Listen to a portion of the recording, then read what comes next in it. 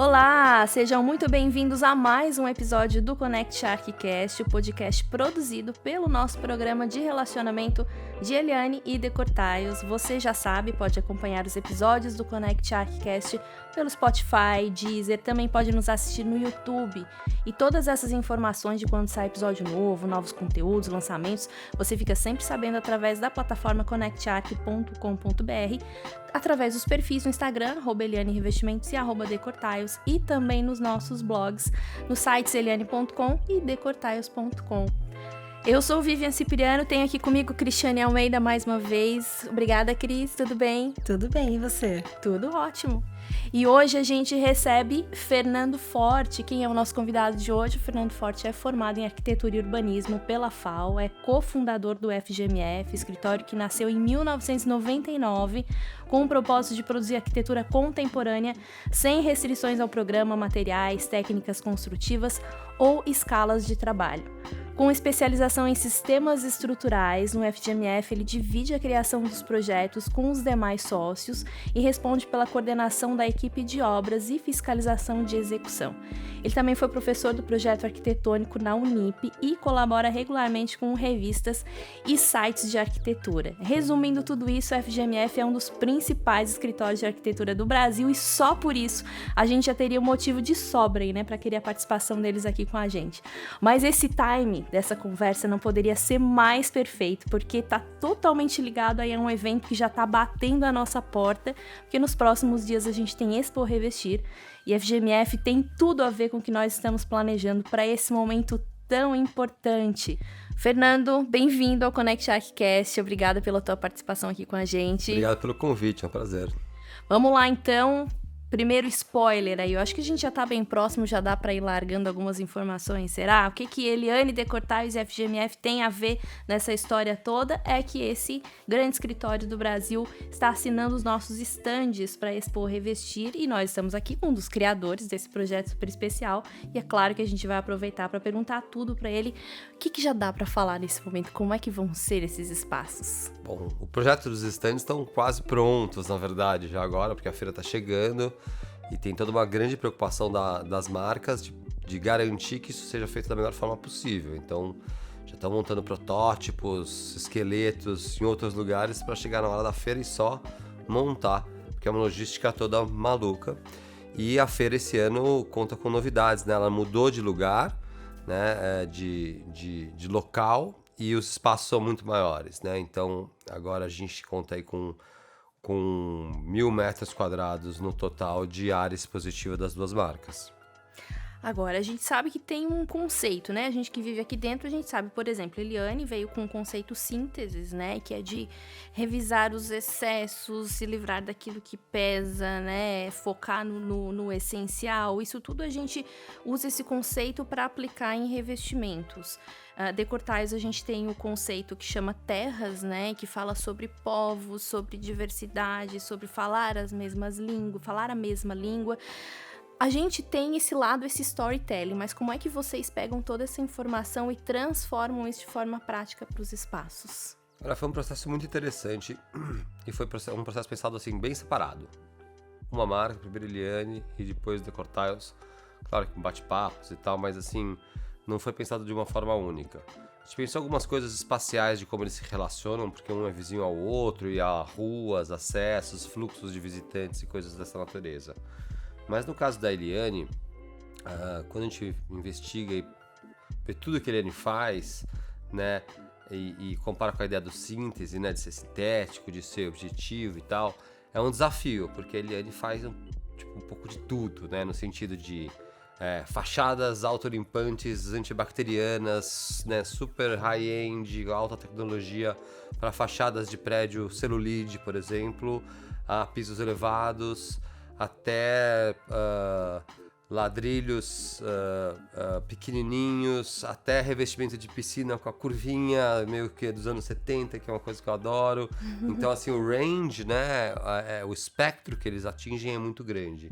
Então, como falar de síntese dentro de uma empresa que tem tantos produtos de A a Z do mercado? É meio um contrassenso, né? E ao mesmo tempo tem que ter um poder grande de síntese, porque senão você fica com uma coleção infinita, né? Porque Exatamente. cada dia mais demanda, mais produtos. Acho que esse era o desafio, né? Então a gente acabou resumindo no caso da Eliane em tecnologia, né? Por um lado, que são as coisas super tecnológicas e tal, e do outro lado as coisas mais não é handmade, né? Mas é quase como se fosse uma coisa mais Os investimentos artísticos, né? Acessórios. E gostosos e do dia a dia, né? Que carregam o oposto dessa coisa. Coisa do conforto. Coisa do conforto, de ser gostoso de se usar em casa, né? E acho que a gente, em ambos os projetos, a gente buscava muito romper com essa ideia da asepsia, né? Do porcelanato, do revestimento cerâmico e tal, daquela coisa fria, né? Que muitas vezes acontece. Então, para a Eliane, a gente optou por fazer uma criação que é um shell, que a gente chama, então é uma estrutura metálica que abraça todo o pavilhão e que mostra uma maneira diferente de usar porcelanatos de uma determinada linha que está sendo lançada e que cria grafismos nas fachadas. Ele serve como se fosse um brise, ele é colocado no teto também, então como se fosse um pergolado. Então é meio que uma brincadeira com o uso diferente de um porcelanato técnico, que pode ser usado no chão também e tal. Ele também cria uma pequena praça, que é um respiro dentro da feira. Essas feiras são, né, dezenas, milhares de pessoas passando, um fluxo gigante, todo mundo suando. Então ela tem um respiro, a gente chama um pouco de praça Eliane. E uma coisa muito legal, como tem essa diversidade tão grande, a gente queria fazer a coisa da síntese, a gente criou, junto com o pessoal da Eliane, a ideia de mostruários, vitrines, alguma coisa dessa natureza, não tem o nome certo, mas que são boxes de tamanho igual ou muito similar. Ambientes. Pequenos ambientes, né? Pequenas vitrines que mostram o uso desses produtos em lançamento de várias formas diferentes, com produções pontuais. Então aqui uma cuba que a gente desenhou com um revestimento tal. Aqui um lugar que podia ser um toca-discos de uma coleção de disco com outro revestimento. Aqui uma situação de chuveiro-banho. Aqui uma situação como se fosse uma varanda, porque tem plantas atrás no stand. Então a gente tem esse shell e depois a gente tem esses boxes, né, essas vitrines que mostram o uso do material com sempre um toque de produção, de calor humano, para não ficar aquela coisa do tipo... Cheguei no terceiro stand de revestimento cerâmico e porcelanato e óleo, eles estão na parede, óleo, já não sei qual é qual. Mais do mesmo. A gente até conversou sobre isso, não sei se você lembra. Quando a gente conversou logo, quando a gente tava brifando, stand e tudo mais, eu lembro que você comentou um negócio, vamos sair daquela coisa de que é um catálogo projetado na parede do stand, como se fosse um livro, né, de produtos. Sem dúvida. E essa coisa de provocar também. Achei bem legal essa ideia de vocês de provocar o uso diferente dos produtos. Esse foi o maior desafio? Foi, eu acho que sim, porque a ideia era tentar evitar uma coisa de patchwork caótica, como acontece na maioria dos stands e feiras, e não só aqui no Brasil, em boa parte do mundo. Talvez a exceção da Itália, que é a coisa mais organizada, mas lá tem mais tempo, menos visitantes, é outro animal, assim, do que a Expo Revestir, né? Então eu acho que o desafio era um pouco esse, né? Como fazer uma coisa marcante, elegante e sintética, né? Com tantos produtos. Então o que a gente chama de sintético foi, tipo, usar a parte técnica como uma coisa diferente, né? Criar esse espaço ligado ao ser humano, né? De espaço, de respiro na feira, e organizar de forma sintética todos esses produtos dentro de boxes que são do mesmo tamanho, mas sempre com uma pegada muito mais humanizada. E para poder fazer uma provocação, mas para o pessoal lembrar, olhar, falar, eu gostei disso, não gostei daquilo, mas sabe que é da Eliane. Eu já fui muitas e muitas dessas feiras aí nos 25 anos de profissão, sei lá quantos anos, nem gosto de pensar no assunto mais. Mas, já revela a idade, né? Nossa, tudo isso? Tinha internet, né? Não. Mas fica aquela coisa, tipo, passei um stand, passei outro, tudo na parede, no chão, olha aqui na parede, olha aqui no chão, olha aqui. Quando chegou no terceiro, você profissional não consegue lembrar mais qual que eu gostei mesmo, qual marca era. Tipo, onde que eu vi esse produto? Eu não lembro mais em qual stand eu vi. Tipo, um catálogo físico que tinha antigamente sacola. Hoje não tem sentido mais também. Não, o pessoal ia com malas, né? Mala, com rodinha, né? Rodinha. Mas é um monte de comissário de bordo pra todos os lugares, e assim. carregando aquele monte de catálogo. Hoje em dia não tem sentido mais, né? Acho que é um descarte. Primeiro, um negócio que não tem sentido ecologicamente falando, mas... quem vai chegar no escritório, organizar esse monte de catálogo, lembrar qual catálogo tá, quanto você pode pegar, né, na internet na hora. A gente tem que ter uma relação muito mais pessoal, muito mais dessa chegada provocativa e dessa lembrança. Já para Decor Tiles, a situação era outra, né? A gente tem essas empresas com características distintas.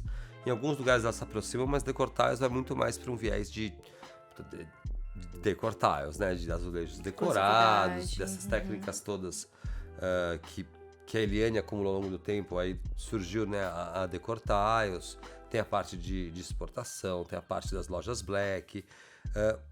Mas o que guiou a gente de verdade, depois de entender o conceito terras, quando você fala assim, terras, parece no primeiro momento, nossa, então não é tom terra, são terras, é matéria-prima dele, não é nada disso.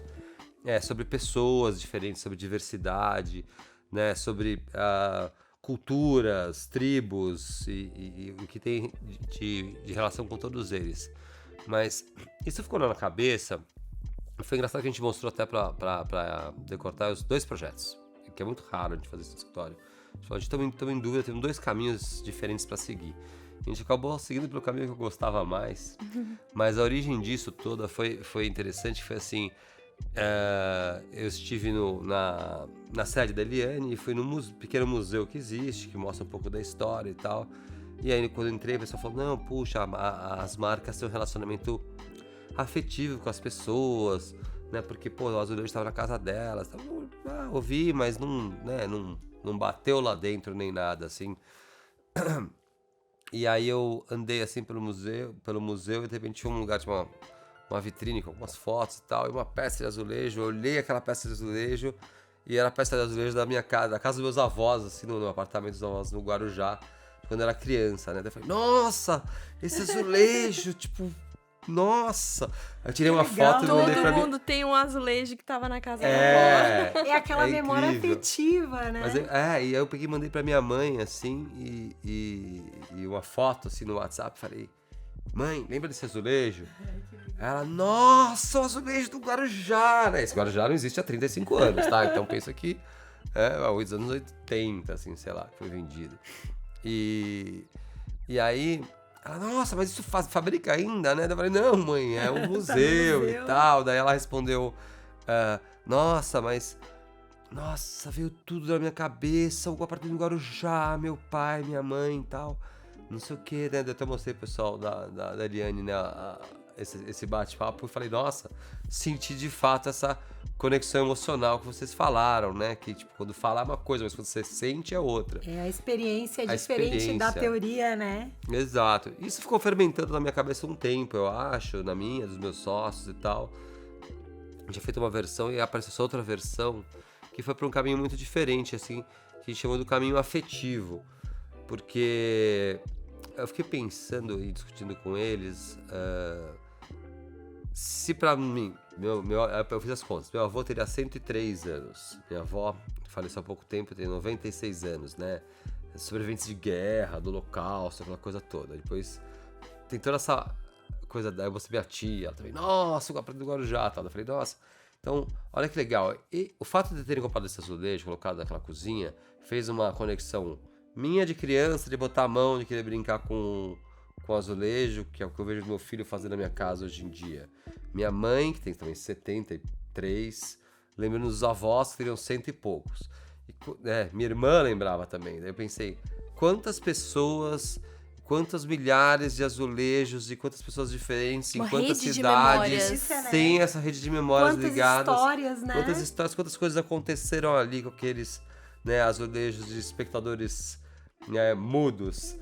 Então eu fiquei inspirando nisso e tal. E daí a gente pensou em fazer, olha, que era essa segunda proposta. Tipo, você falou, olha, o afetivo, como a gente mostra isso, né? A gente mostra com percurso. Então a gente vai fazer ele mais fechado para fora do que o da Eliane, embora um esteja na frente do outro, tem uma conexão de circuito e tal. Mas ele é um pouco mais fechado que o outro. Eles põem as lastras, produtos que são já de alta tecnologia e mais recentes pelo lado externo e tal, como um expositor. Mas o lado interno, que a gente chamou de as entranhas do projeto, que é onde você pega e descobre o que acontece, É uma sequência de pequenos cenários, mas não como o da Eliane, que são separados. Um conecta no outro e muito ligados a questões afetivas. Então você começa com um banco e uma árvore, tem plantas atrás, tem uma luz, aí é um chão e um piso que faz um desenho de montanhas e uma cabaninha de criança brincar, com som de criança brincando de fundo, depois tem uma mesa posta, uma mesa com bolo da vovó. Ai, que delícia, eu não então, sei, eu já a tô ideia é meio cenográfica, mas é meio de tentar remeter você, e claro, com os lançamentos e tal. Então, a gente tá falando do futuro da memória, né? Não é o passado como o caso que deu origem a essa ideia, mas mostrar todos esses produtos novos nessa pegada mais da casa, do uso, das possibilidades, das memórias que eles vão criar ou podem criar, né? Então é para nós um projeto muito difícil, muito cenográfico e muito realmente uma costura com essa questão de afeto, né? Ao contrário do que a gente costuma trabalhar e tal, mas foi bem desafiador. Falando nessa questão de ser difícil, desafiador, você brincou ali no início também, na época da internet, né?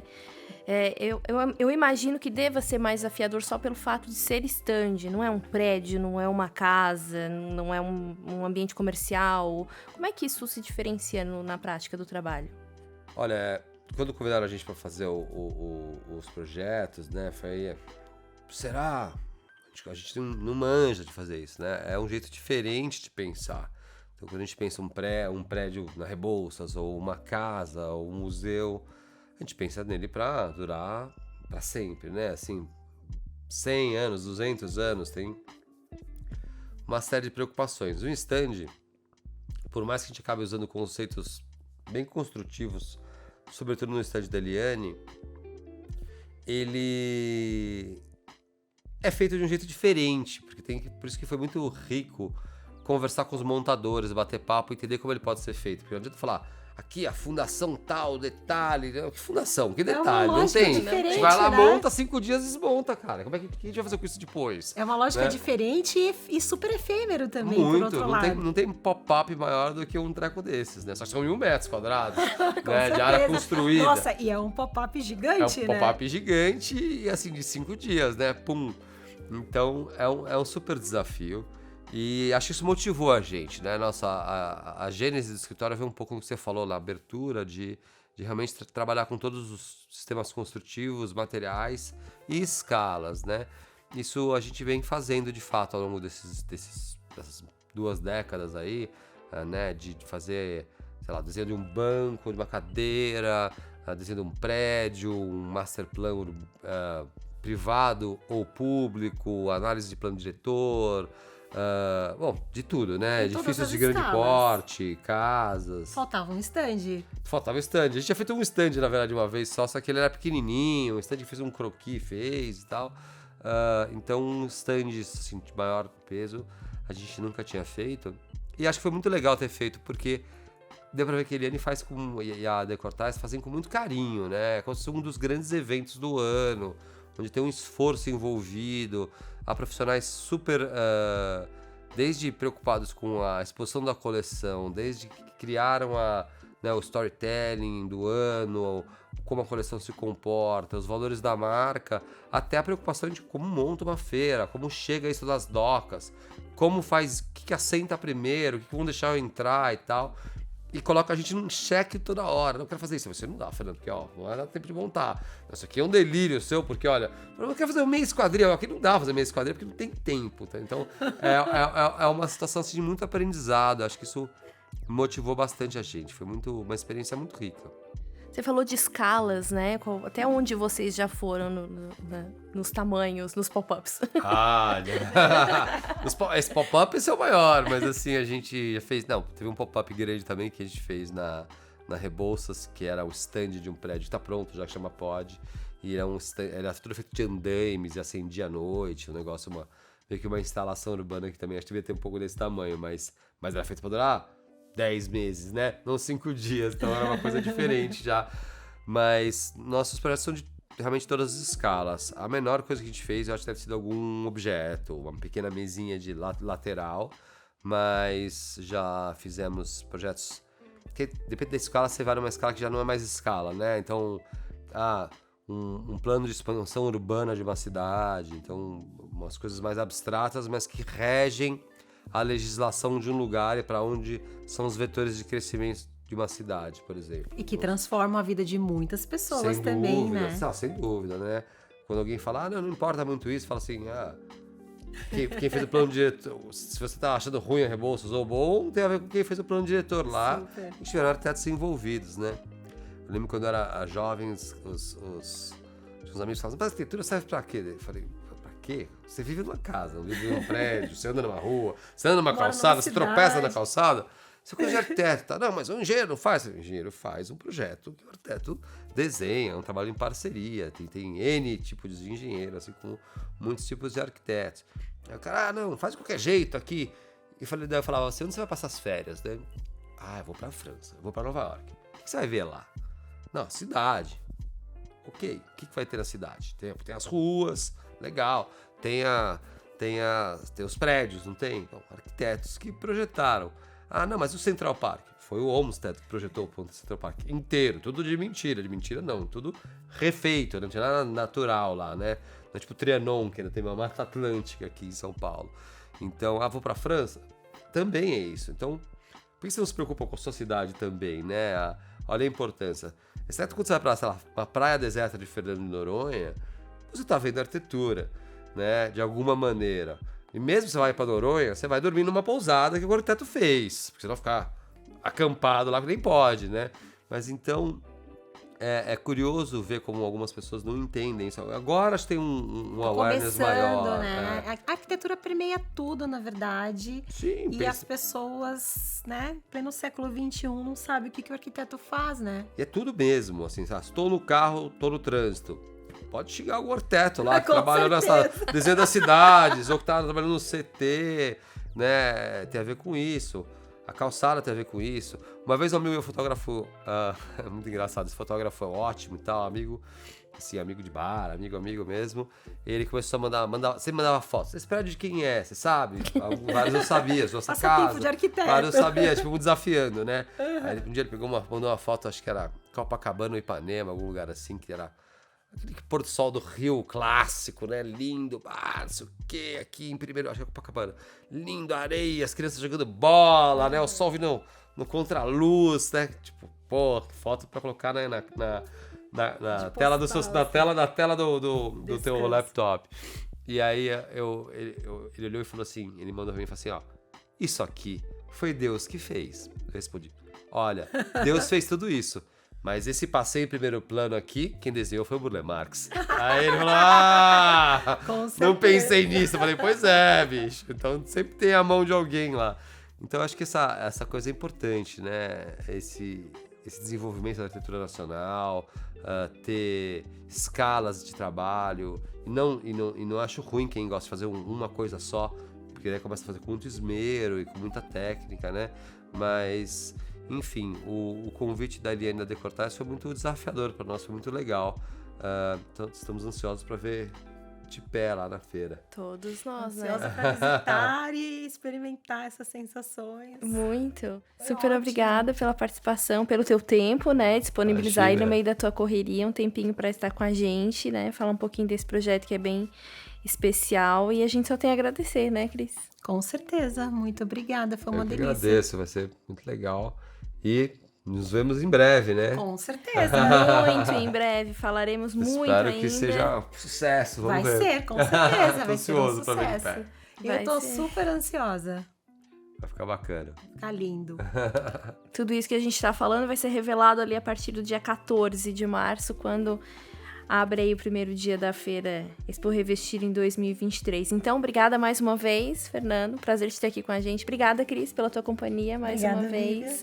Obrigada a todos vocês que estiveram com a gente até aqui. Obrigada pela companhia também. Vocês podem acompanhar o podcast, já sabe, episódios novos. A gente sempre anuncia ali no connectarc.com.br. Sai também Spotify, Deezer. Você pode nos assistir pelo YouTube. Acompanhe as novidades no Instagram das marcas, nos 2 perfis, @Eliane Revestimentos, @Decortiles, também nos nossos blogs, eliane.com, decortiles.com.